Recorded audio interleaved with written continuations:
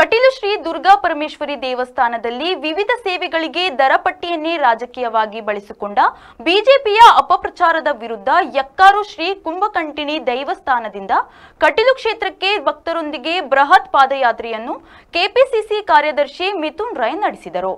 ಮುಲ್ಕಿ ಮತ್ತು ಮೂಡುಬಿದ್ರೆ ಬ್ಲಾಕ್ ಕಾಂಗ್ರೆಸ್ ಜಂಟಿಯಾಗಿ ಪಾದಯಾತ್ರೆಯನ್ನ ಸಂಘಟಿಸಿತ್ತು. ದೇವಳದಲ್ಲಿ ವಿಶೇಷವಾಗಿ ಪ್ರಾರ್ಥಿಸಿ ಆಡಳಿತ ಮಂಡಳಿಗೆ ಮನವಿಯನ್ನ ಸಲ್ಲಿಸಿ ದರ ಪರಿಷ್ಕರಣೆಗೊಳಿಸಿ ಕೆಲವೊಂದು ಸೇವೆಯ ದರವನ್ನ ಕಡಿಮೆ ಮಾಡಲು ವಿನಂತಿಸಿದ್ರು. ಮನವಿಯನ್ನ ಕಟೀಲು ದೇವಳದ ಸನತ್ ಕುಮಾರ್ ಶೆಟ್ಟಿ ಕೊಡತೂರು ಗುತ್ತು ಹರಿನಾರಾಯಣ ದಾಸ ಅಸರನ್ನ ಸ್ವೀಕರಿಸಿ ಆಡಳಿತ ಮಂಡಳಿಯ ಸಭೆಯಲ್ಲಿ ತೀರ್ಮಾನಿಸಲಾಗುವುದು ಎಂದರು. ಮಾಧ್ಯಮದೊಂದಿಗೆ ಮಾತನಾಡಿದ ಮಿಥುನ್ ರೈ ಅವರು, ಬಿಜೆಪಿಯು ಕಟೀಲು ದೇವಳದ ದರ ಪರಿಷ್ಕರಣೆಯ ಅಪಪ್ರಚಾರ ನಡೆಸುತ್ತಿದೆ. ದೇವಳದ ಆಡಳಿತ ಮಂಡಳಿಯ ನಿರ್ಧಾರವನ್ನ ರಾಜ್ಯ ಸರ್ಕಾರ ಹಾಗೂ ಮುಖ್ಯಮಂತ್ರಿಗಳ ಮೇಲೆ ಸುಳ್ಳು ಪ್ರಚಾರ ನಡೆಸುತ್ತಿರುವ ಬಿಜೆಪಿಗೆ ಬಹಿರಂಗವಾಗಿ ಸತ್ಯ ಪ್ರಮಾಣಕ್ಕೆ ಆಹ್ವಾನವನ್ನ ನೀಡಿದ್ರೂ ಅವರು ಸ್ವೀಕರಿಸಿಲ್ಲ. ಪಾದಯಾತ್ರೆಯ ಮೂಲಕ ಧರ್ಮ ಜಾಗೃತಿಯನ್ನ ನವರಾತ್ರಿಯ ಸಂದರ್ಭದಲ್ಲಿ ಮಾಡಿದ್ದೇವೆ. ಭಕ್ತರ ಮನಸ್ಸಿನಲ್ಲಿ ತಪ್ಪು ಗ್ರಹಿಕೆ ಆಗಬಾರದು ಎಂಬ ಉದ್ದೇಶದಿಂದ ಈ ಪಾದಯಾತ್ರೆ ನಡೆದಿದೆ ಎಂದರು. ರಾಜ್ಯದ ಉಳಿದ ದೇವಸ್ಥಾನದಲ್ಲಿಯೂ ಸ್ಥಳೀಯರ ಮೂಲಕ ದರ ಪರಿಷ್ಕರಣೆಗೆ ಮನವಿ ಮಾಡಲಾಗುವುದು, ಸಚಿವರಲ್ಲಿಯೂ ಮಾತನಾಡಲಾಗಿದೆ ಎಂದು ಪ್ರಶ್ನೆಯೊಂದಕ್ಕೆ ಪ್ರತಿಕ್ರಿಯಿಸಿದರು. ದಿವಸಗಳಲ್ಲಿ ಶ್ರೀ ಕ್ಷೇತ್ರ ಕಟೀಲಲ್ಲಿ ಸೇವಾದಾರದ ಹೊಸ ಪಟ್ಟಿಯನ್ನು ಬಿಡುಗಡೆ ಮಾಡಿದರು ಕಟೀಲ್ ಆಡಳಿತ ಸಂಸ್ಥೆ.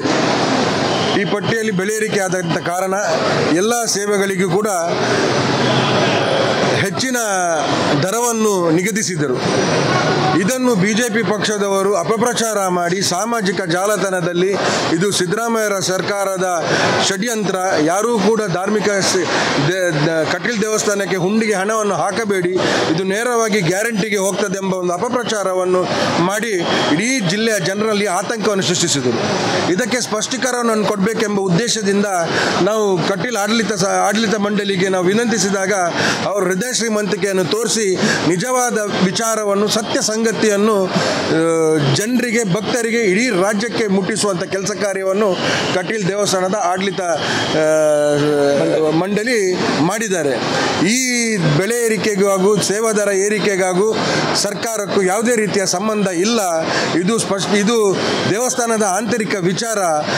8 ವರ್ಷದಿಂದ ನಾವು ಬೆಲೆ ಏರಿಕೆ ಮಾಡಿಲ್ಲ. ಈಗ ದಿನಸಾಮಗ್ರಿಗಳ ಬೆಲೆ ಏರಿಕೆ ಹಾಗೂ ಇನ್ನಿತರ ಬೆಲೆ ಏರಿಕೆಯಿಂದ ನಾವು ಈ ಸೇವಾದಾರ ಪಟ್ಟಿಯನ್ನು ಹೆಚ್ಚು ಮಾಡಿದ್ದೇವೆ ಎಂಬ ಸ್ಪಷ್ಟನೆಯನ್ನು ಕೊಟ್ಟ ನಂತರ ನಾವು ಕಾಂಗ್ರೆಸ್ ಪಕ್ಷದವರು ಧರ್ಮ ಜಾಗೃತಿ ಸಭೆಯನ್ನು ಮಾಡಬೇಕು, ಬಿಜೆಪಿ ಪಕ್ಷದವರನ್ನು ಈ ಸತ್ಯ ಪ್ರಮಾಣಕ್ಕೆ ಕರಿಬೇಕೆಂಬ ಉದ್ದೇಶವನ್ನು ಇಟ್ಕೊಂಡು ನಾವು ಯಕ್ಕಾರ್ ಕೊಡಮಂತಾಯ ಕ್ಷೇತ್ರದಿಂದ ಕಟೀಲ್ ದೇವರ ಸನ್ನಿಧಿ ತನಕ ನಾವು ಕಾಲ್ನಡಿಗೆ ಜಾಥಾವನ್ನು ಮಾಡುವ ಮುಖಾಂತರ ಇವತ್ತು ನಾವು ಅವರಿಗೆ ಆಹ್ವಾನವನ್ನು ಕೊಟ್ಟಿದ್ದೇವೆ.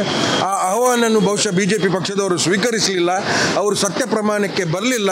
ಆ ದೃಷ್ಟಿಯಿಂದ ನಾವು ದೇವರ ಹತ್ರ ಈ ಬಿಜೆಪಿ ಪಕ್ಷದವರಿಗೆ ಹಾಗೂ ರಾಜಕೀಯ ಮಾಡುವವರಿಗೆ ದೇವರ ವಿಚಾರದಲ್ಲಿ, ದೇವಸ್ಥಾನದ ವಿಚಾರದಲ್ಲಿ ವೋಟ್ ಬ್ಯಾಂಕಿಗೋಸ್ಕರ ಸುಳ್ಳು ಪ್ರಚಾರವನ್ನು ಮಾಡಿ ರಾಜಕೀಯ ಮಾಡುವಂಥ ಬಿಜೆಪಿ ಪಕ್ಷದವರಿಗೆ ಸದ್ಬುದ್ಧಿಯನ್ನು ಕೊಡಲಿ ಎಂಬ ಪ್ರಾರ್ಥನೆಯನ್ನು ಮಾಡುತ್ತಾ, ಅದೇ ರೀತಿ ಸಮಸ್ತ ಭಕ್ತ ವೃಂದದ ಪರವಾಗಿ ಇಡೀ ಅವಿಭಾಜಿತ ದಕ್ಷಿಣ ಕನ್ನಡ ಜಿಲ್ಲೆಯಲ್ಲಿ, ಈ ವಿಶ್ವದಲ್ಲಿ ಇರುವಂಥ ಎಲ್ಲ ಕಟೀಲಮ್ಮನ ಭಕ್ತರ ಪರವಾಗಿ ನಾವು ಆಡಳಿತ ಮಂಡಳಿಗೆ ಒಂದು ಮನವಿಯನ್ನು ಕೊಟ್ಟಿದ್ದೇವೆ.